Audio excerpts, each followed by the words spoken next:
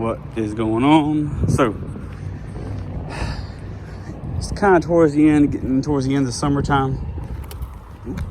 Found me a quarter. And it's on tails, but I don't care. Don't believe that mess. Anyway, it's kind of towards the end of summer. But just scooped this up a couple weeks ago. Just to kind of try it out. We're gonna spray some weeds out here in the parking lot. Came with the 1.3, I believe, amp hour battery. It says you can, I can't remember how much you can squirt with it, but you can squirt quite a bit. Now we may or may not have a storm rolling in, but if I can get a half hour to get this stuff on it, it'd be all right. But basically, of course, you got your measuring cap. I think it's a 4-ounce cap.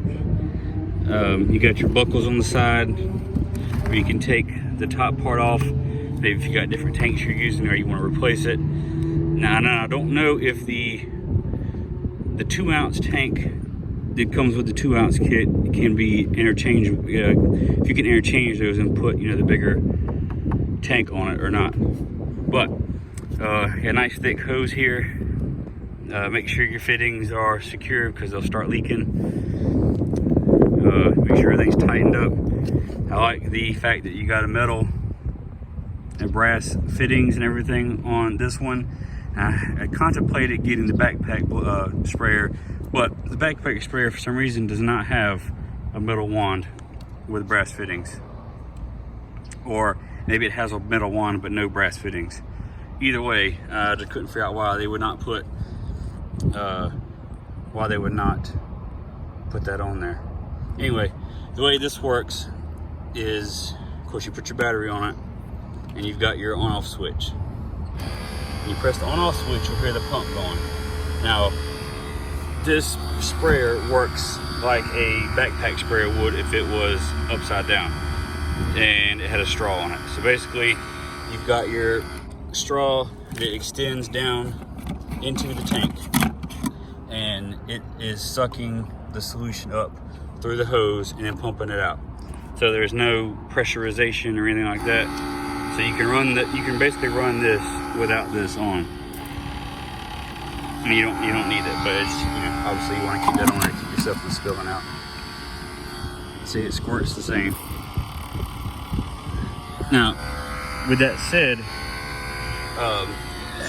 you don't get as strong of a spray. Initially you do, but continuously you don't get a very strong stream. So like here, it's good for here, but say a standard length of a parking spot. So you're not even, and I'm holding it like you would be at waist high, and it's not even reaching. Now if you arch it a little bit, yeah, you might get a little bit further.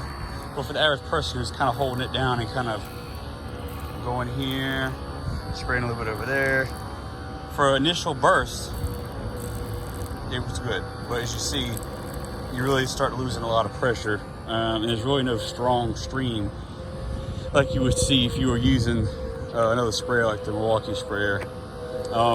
This is set up to where you can put the wand in the unit itself, and you can use one hand to spray it, so you don't need two hands, which is why I can record and spray it at the same time.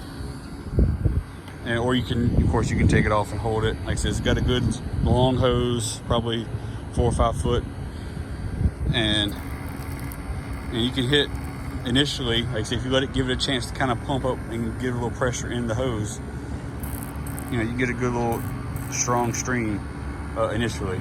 But it kind of goes away, and you don't get a good dose, a good dousing at some spots.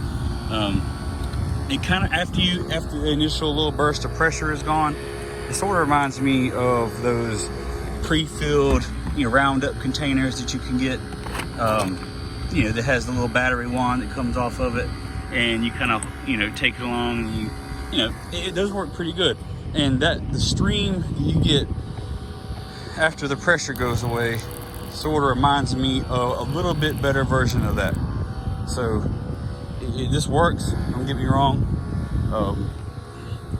There are some of these pump sprayers that probably work just as good, it probably better than this.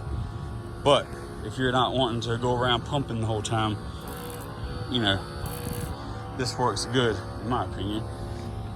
So I would assume the 2-gallon sprayer is probably about the same.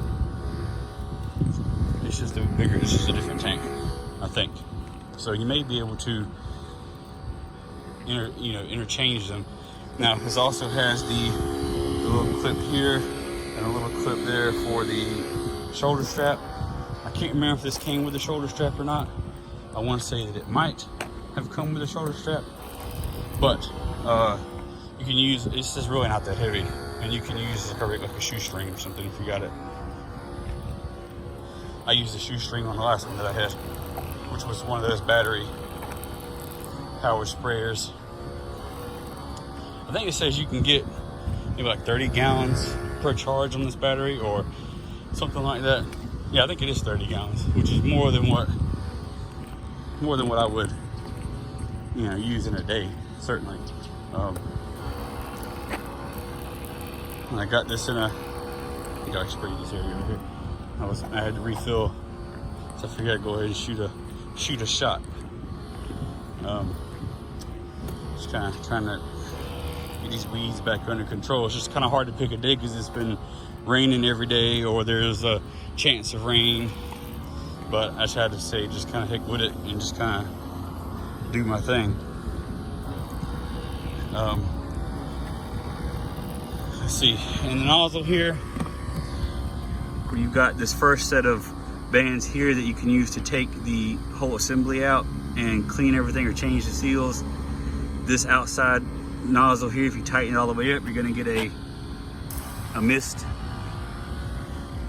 And of course, if you loosen it up a little bit, you're going to get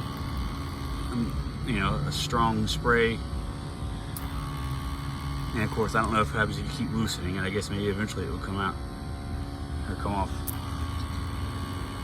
So anyway, once you get to a certain point, it doesn't really matter because you're gonna get the same spray no matter what.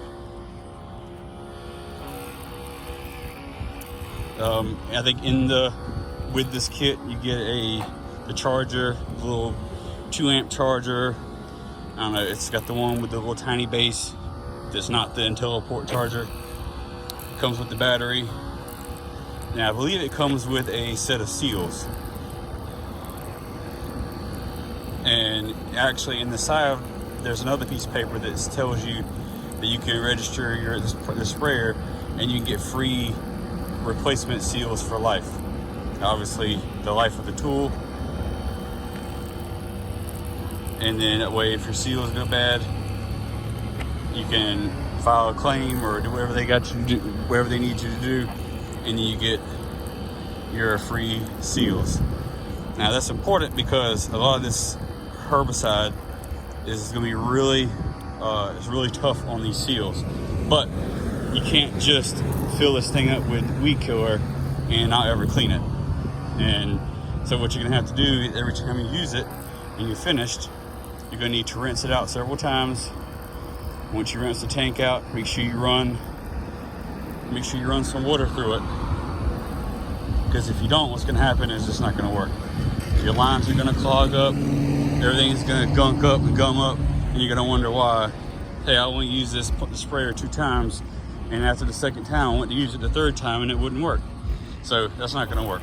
What you're going to have to do is you're going to have to clean this thing out like you would a paint sprayer or anything like that. You can't just leave it with weed killer on the, in the tank. You just put it back up on the shelf for the winter, or for the, over until the summertime if you do it in the early spring. But obviously I have a huge parking lot, so for the homeowner, and this might be all that you need. 1 gallon, maybe the 2-gallon container, what have you. But I just couldn't justify spending that kind of money on the Milwaukee sprayer, which would obviously be a little more convenient, especially with the size of a lot. Especially when you consider the back of the building where we got a lot of problems, with like vines and whatnot. It's more hurt if I get this again. So be sure to get a good little spray. Don't want any more weeds. It works okay if you're this far away, but if you start getting a little further away, it starts getting real spotty on what you're spraying. So you want to kind of just hold it, kind of walk with it.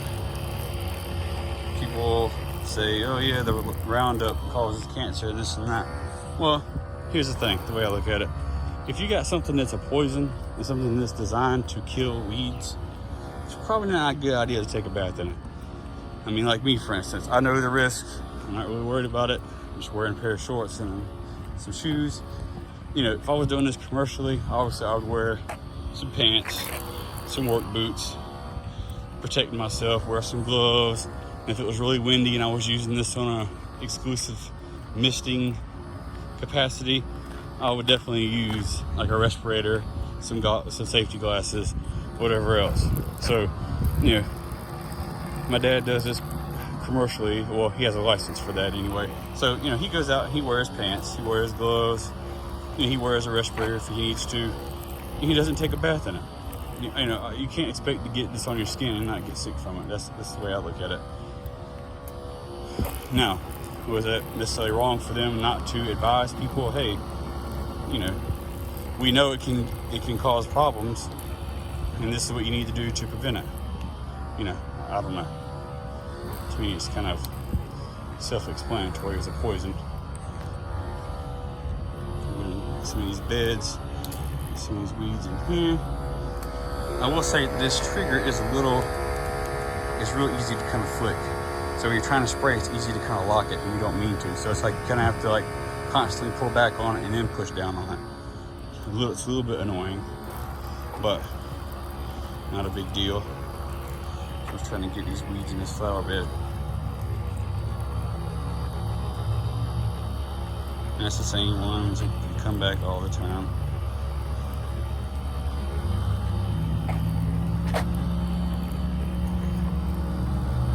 So anyway, just thought I'd get some live action of the Ryobi sprayer, not backpack sprayer, the handheld sprayer. And like I said, it definitely operates like a traditional, sprayer in the sense that, you know, you don't really have to pump it. These guys are cutting the grass. That's not going to work. I'll have to get on to them about that. It works the same way as a regular pump sprayer in the sense that, well, actually, no, it doesn't. This just pumps. It just pumps like a straw. It pumps the solution up through the hose and through the motor instead of creating a pressure that forces the solution out of the sprayer. Sorry, I don't know why I can't think right now. Anyway, it pumps the solution through the motor out of the nozzle, whereas the backpack sprayer or a pump action hand sprayer would operate by using pressure that you put into the tank by pumping it, either by cranking the little handheld piston, you know, that goes on your back, or the one in your hand, and that's what pushes it out. You know, so this one sucks it out. So I'm wondering if it used the battery to generate pressure in here, how much better it would work. It's interesting. I'm just going back here and hitting some of these big weeds. I don't know. All right, guys. So appreciate your time, and see you on the next video.